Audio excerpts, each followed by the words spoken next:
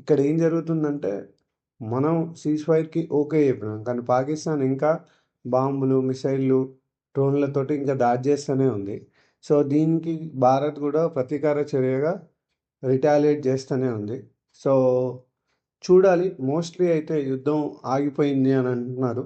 ఇంకా పాకిస్తాన్ ఎటువంటి చర్యలకు దిగినా దాన్ని ధీటుగా ఎదుర్కోవడానికి భారత్ సిద్ధంగా ఉందని చెప్పి మన భారత ప్రభుత్వం తెలియజేసిందనమాట. హాయ్ హలో నమస్తే welcome back to Uday Krishna 365. So ఈ రోజు టాపిక్ వచ్చేసి మనం యుద్ధాన్ని అయితే ముగించాం అనమాట. సో పాకిస్తాన్ మీద మనం ఇప్పటివరకు చేస్తున్న యుద్ధాన్ని ఈరోజు సాయంత్రం 5 గంటల వరకు అయితే క్లోజ్ చేయడం జరిగింది. అసలు యుద్ధం ఎట్లా మొదలైంది, దానికి గల కారణాలు ఏంటి, అవన్నీ డిస్కస్ చేసుకుందాం. బేసిక్గా మన సివిలియన్స్ ఎవరైతే ఉన్నారో వాళ్ళ మీద పహల్గామ్లో అటాక్ జరిగింది అనమాట. దాదాపు 26 మంది దాకా చనిపోయినారు. సో 26 మంది చనిపోయినందుకు ప్రతీకారంగా ఇండియా ఎవరైతే ఉగ్రవాదులు ఉన్నారో వాళ్ళ మీద అటాక్ చేయడం కోసం ఆపరేషన్ సింధూర్ అనే ఒక ప్రోగ్రామ్ ని ఇంట్రడ్యూస్ చేసింది అనమాట. ఆపరేషన్ సింధూర్ అంటే ఏంటంటే, దీనివల్ల ఎవరైతే ఉగ్రవాదులు ఉన్నారో, ఎవరైతే ఇప్పటిదాకా ఉగ్రవాద సంస్థలు ఈ ఎవరైతే వాళ్ళని తయారు చేస్తున్నారో ఆ సంస్థల యొక్క మెయిన్ హెడ్ క్వార్టర్స్ ని కూల్ చేయడం జరిగింది. అవి అన్ని ఎక్కడ ఉన్నాయంటే పాకిస్తాన్ లోనే అన్ని మనకు తెలిసింది.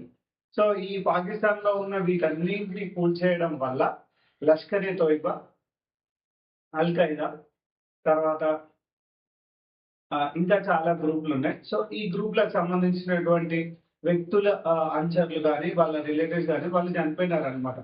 ఈ కాల్పుల వెనుక మనకు మధ్యవర్తిత్వం వహించింది ట్రంప్ అన్నమాట. సో ట్రంప్ గారు మన ఇండియా అండ్ పాకిస్తాన్ తో చర్చలు జరిపి ఈ యుద్ధాన్ని ఇక్కడితో ఆపాలని కోరారు అనమాట.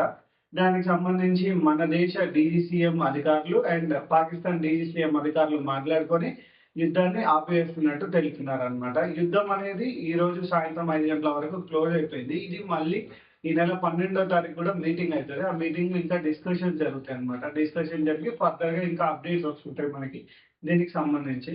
అండ్ దీనికి సంబంధించి ఇంకొక విషయం ఏంటంటే, జయశంకర్ గారు ఎవరైతే మన విదేశాంగ శాఖ మంత్రి ఉన్నారో ఆయన ఇంకోసారి ఇటువంటి చర్యలు చేస్తే కఠిన చర్యలు తీసుకుంటాము, ఇటువంటి ఏదైతే ఉగ్రవాదానికి పాల్పడుతున్నారో, మా సివిలియన్స్ మీద అటాక్ చేస్తున్నారో ఇట్లాంటివి పునరావృతం కాకుండా చూసుకోండి, ఒకవేళ ఇట్లాంటివి అయితే మాత్రం ఊరుకునే ప్రసక్తి లేదు అన్నట్టు ఆయన స్టేట్మెంట్ లో మెన్షన్ చేశారనమాట. భారత్ జరిపిన ఆపరేషన్ సింధూర్ లో హతమైన 100 మంది ఉగ్రవాదుల్లో 5 పేర్లు బయటకు వచ్చాయి.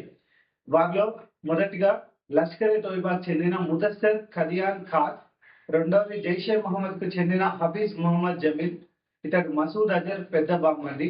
అండ్ మూడవ వ్యక్తి వచ్చేసి జైషే మహమ్మద్ కు చెందిన మహమ్మద్ యూస్ అజర్, ఇతడు ఐసీ 814 అదే ఆపరేషన్ కాందహార్ ఉంటుంది కదా, సో దానికి సంబంధించి మోస్ట్ వాంటెడ్ క్రిమినల్ అన్నమాట. ఈయన ఇంకొక ఆయన మసూద్ అజర్ మహమ్మద్ ఎవరైతే ఉన్నారో ఆయన. నాలుగో వ్యక్తి వచ్చేసి లష్కర్ ఏ తోయిబాకు చెందిన Khalid alias Abu Akasa, Jammu Kashmir లో జరిగిన పలు ఉగ్రవాద దాడుల్లో ఈయన పాల్గొన్నాడు. అండ్ ఐదో వ్యక్తి వచ్చేసి జైషే మహమ్మద్ కు చెందిన మొహమ్మద్ హసన్ ఖాన్. వీళ్ళ 5 ఇంపార్టెంట్ వ్యక్తులు అన్నమాట. సో వివిధ ఉగ్రవాద సంస్థలకు చెందినటువంటి వ్యక్తుల్ని మన భారత ఆర్మీ, నేవీ, ఎయిర్ ఫోర్స్ సంయుక్తంగా వీళ్ళని మట్టుబెట్టడం జరిగింది.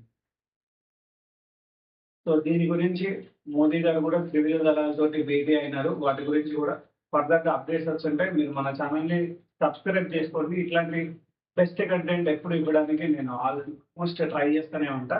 అండ్ మర్చిపోకండి, like, share and subscribe Uday Krishna 360 ఈ వీడియో ఇంతటితో థ్యాంక్ యూ.